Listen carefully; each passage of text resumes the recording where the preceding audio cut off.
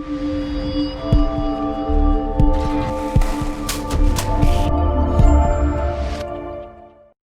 in this video, we're going to go over two more components on what you should be looking for when screening for and when working with an investor-friendly agent, right? Because an investor-friendly agent, if you didn't see the part one of this video, is a key component of your team when you're looking to buy your first investment property, whether it's a true investment property, you're going to house hack, a condo or multifamily, right? You want someone that lives, breathes, and knows all about this stuff because it is a different game than buying your average single family or just regular condo, right? So an investor-friendly agent with the right knowledge, with the right expertise, and the right experience can really make a huge difference on your team as you go through your journey. So number one factor we're going to talk about in this particular video is going to be area and financial expertise. And what I mean by that is you want to make sure that your agent really knows the local area that you're going to, or the general area where you're going to be searching for, right? Now, I said this in the other video, I'm going to say it again. Agents typically work a wider radius than what you might consider for a property. That being said, an agent should still have a pretty decent pulse on the local market, starting with prices, right? So you should know if you're going to be looking at 2 or 3 families, generally what 2 or 3 families go for, what the price per unit might be. If it's a condo, what generally prices go for.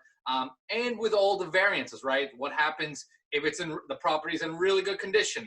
What should the price premium be? What happens if it's in a really specific neighborhood that maybe is a little bit nicer than the rest of the city, right? How does the price premium work? So, there's a lot of intricacies when it comes to pricing, both from the condition of the property and the actual location, as well as other factors, right? Whether there are tenants in there, how much, and other stuff as well. So the agent really needs to understand that because again, he or she will be able to guide you in saying, hey, this is a good opportunity. This is a good pocket. This is well priced. And that's what the pricing should be.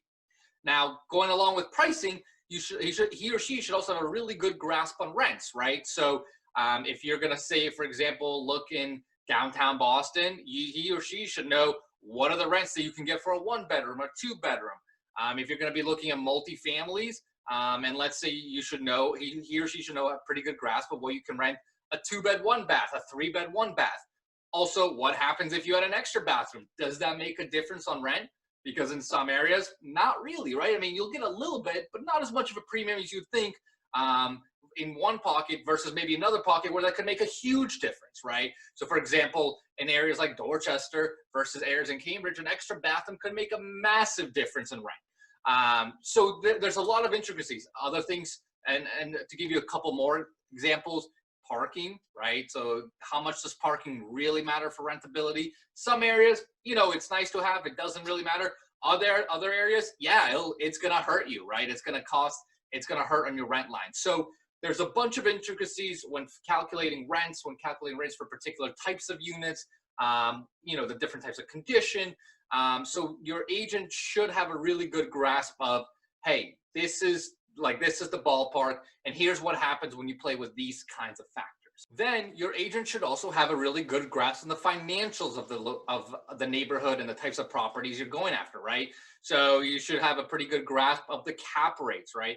What are the going cap rates for downtown Boston versus maybe an area like Dorchester versus Waltham, right? They're all a little bit different and they have intricacies. How does the cap rate differ for brand new luxury stuff versus value add multifamily, right? Again, if you're going to be chasing multifamily, you obviously want to focus on that particular niche. But though that your agent should have a good grasp on those financials. In addition to cap rate, also cash on cash and cash flow, right? So what is going to be your expected cash flow if you buy an investment condo, say in Jamaica Plain, versus your expected cash flow if you buy a multifamily in Medford, right? They all have completely different financial profiles, but if you have an agent on your team that can help guide you, right, you can really clearly break that down and see, hey, if I invest here in this kind of asset class, this is what I'm going to get. If I invest in this pocket, in a multifamily or a condo, these are the kinds of returns I should expect. And that can help you kind of really start defining your criteria as an investor and really defining your search of what exactly you're looking for. Because if you watch any of my other videos, defining your criteria and understanding what you are looking for in particular, in terms of neighborhoods, property types, and return expectations, that's the key. The second factor we're going to touch upon in this video that you should look for is the agent's knowledge on tenants and contractors, right? So from a tenant perspective, there's a big difference, especially in Massachusetts, for a tenant at will versus a tenant on lease. And there's different implications for strategy, right? If you're going to try and kick someone out, a tenant at will and a lease has a completely different implications.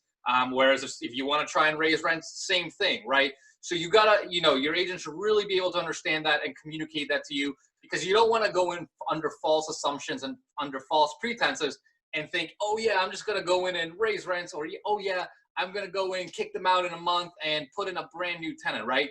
Because that's just a lot of the times not reality. Other things they should know about from a tenant perspective, if there's going to be any sort of Section 8 play, right? Depending on the neighborhood, how much do they know about that? What's their familiarity with the process and how it works? As well as metrics on things like average duration of how long it will take to rent a unit, right? In some areas, some units can fly depending on the season. In other areas, depending on the season, some units can take 30, 40 days, right? It just depends. There's a lot of factors it depends on, but your agent should really know about that. And kind of like we talked about in the first part with tenants and rents, really understanding what makes a difference, right? Does that extra bathroom make a difference? Does that little extra upgrade in the kitchen make a huge difference? Or does that parking spot make a huge difference, right? So understanding which factors are really important and which factors maybe not as important for that particular type of property will all be important in formulating your business plan, formulating your execution, right? So it's all critical things for you to have a grasp on. And if your agent understands that, they can obviously help you.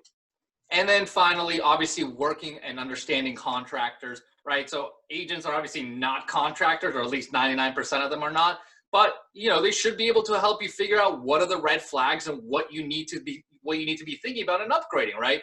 If you're going to be thinking about trying to collect top dollar rent, and you've got a crappy kitchen, let's say in Cambridge, yeah, you're probably going to need to budget on upgrading that kitchen.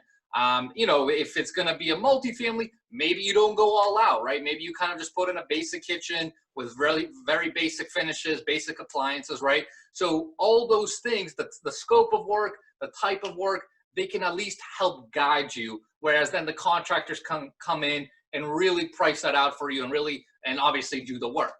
And then the other thing with contractors, obviously it's nice if your agent has referrals for different types of contractors, right? That way, especially contractors that they've worked with themselves, that way you can get better source of trusted contractors.